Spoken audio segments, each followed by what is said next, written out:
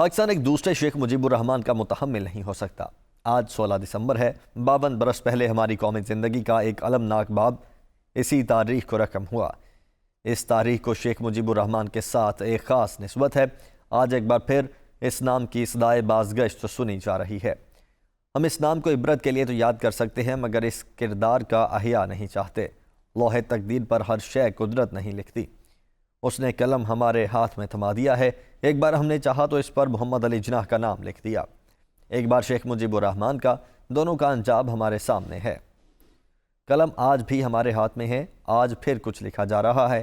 کیا ہمارے کان سریر خامہ کو سن رہے ہیں؟ شیخ مجیب الرحمان جیسے کردار پیدا ہوتے ہیں یا پیدا کیے جاتے ہیں، یہ سوال بہت اہم ہے۔ یہ نفسیات کی پرانی بحث ہے کہ جرم کا تعلق حالات سے ہے یا فرد کی حیاتیاتی ساخت سے۔ سماجی نفسیات کا علم اس سوال کو اجتماعی دائرے میں دیکھتا ہے۔ یہ علم بتاتا ہے کہ کسی سماج کا نظام اقدار مضبوط ہو تو مجرمانہ نفسیات کے سامنے ڈھال بن جاتا ہے۔ وہ ایک فرد سے صادر ہونے والے شر کو محدود کر دیتا ہے، پھر سماجی ماحول جرم کے لیے سازگار نہیں رہتا۔ ریاست بھی اگر مستحکم ہو اور اس کی آنکھیں کھلی ہوں تو کوئی مجرمانہ ذہن اس کو غیر مستحکم نہیں کر سکتا۔ مجرمانہ صفات کے حامل ممکن ہے کسی اعلیٰ منصب تک پہنچ جائیں، لیکن نظام اتنا چوکنا ہوتا ہے کہ اس کی آنکھ دیکھ لیتی ہیں اور اس کو غیر مؤثر بنا دیتی ہیں۔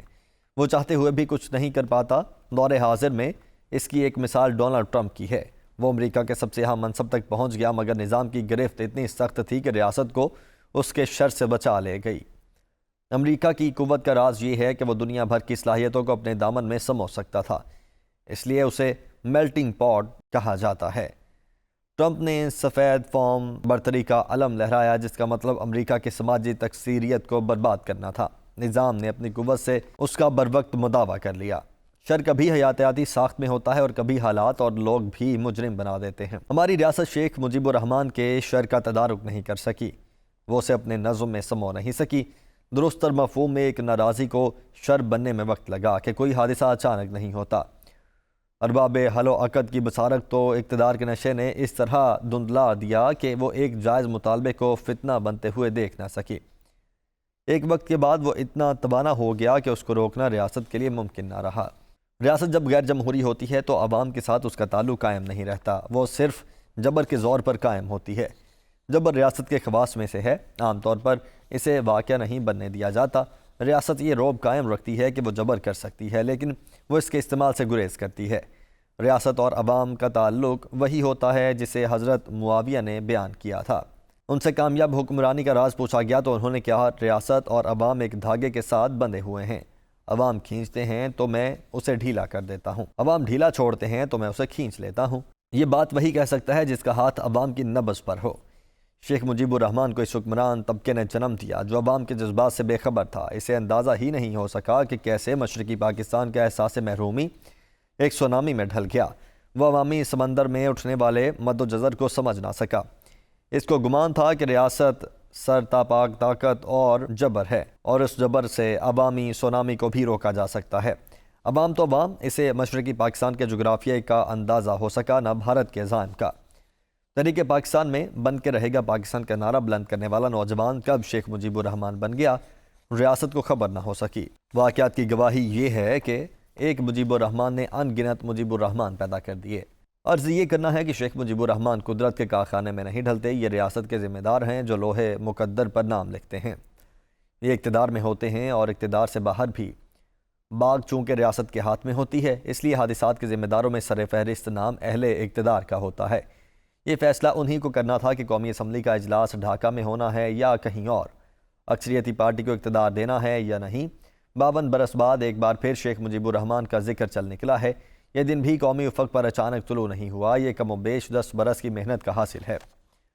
جمہوری عمل اپنی ڈگر پر چل پڑا تھا۔ ووٹ سے قائم ہونے والے حکومت نے 5 برس پورے کیے تھے اور پھر عوامی ووٹ نے ایک نیا فیصلہ سنا دیا۔ اس دور کا آغاز ہوا ہی تھا کہ عوامی جذبات سے صرف نظر کرتے ہوئے جمہوری عمل کو سبوتاژ کرنے کا عمل پھر سے شروع کر دیا گیا۔ اس عمل کو مسلسل آگے بڑھایا گیا۔ اسی نے آج یہ دن دکھایا کہ ایک بار پھر شیخ مجیب الرحمان کا ذکر ہو رہا ہے۔ 2013 قومی وحدت کے حوالے سے ہماری قومی زندگی کا شاندار سال تھا۔ پاکستان کی تاریخ میں یہ پہلا موقع تھا کہ تمام سیاسی جماعتیں کسی نہ کسی صورت میں اقتدار کا حصہ تھیں۔ مرکز میں نون لیگ کی حکومت تھی تو سندھ میں پیپلز پارٹی اور خیبر پختونخوا میں تحریک انصاف تھی۔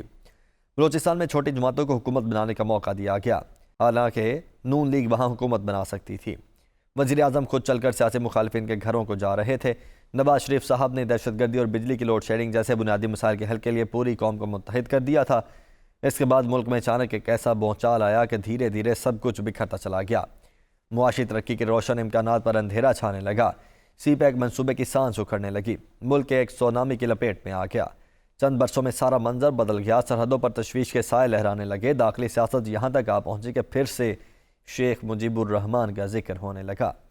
یہ ذکر ایک ایسے موقع پر ہو رہا ہے جب ملک عام انتخابات کی دہلیز پر کھڑا ہے۔ جب 1970 کے انتخابات ہونے جا رہے تھے تو اس کے متوقع نتائج کے بارے میں پریشان کن پیشگوئیاں ہونے لگی تھیں۔ آج پھر اس سے ملتا جلتا منظر ہمارے سامنے ہے۔ ریاست اور اہل سیاست کو ابھی سے یہ فیصلہ کرنا ہوگا کہ متوقع نتائج کے بعد ان کا رد عمل کیا ہوگا۔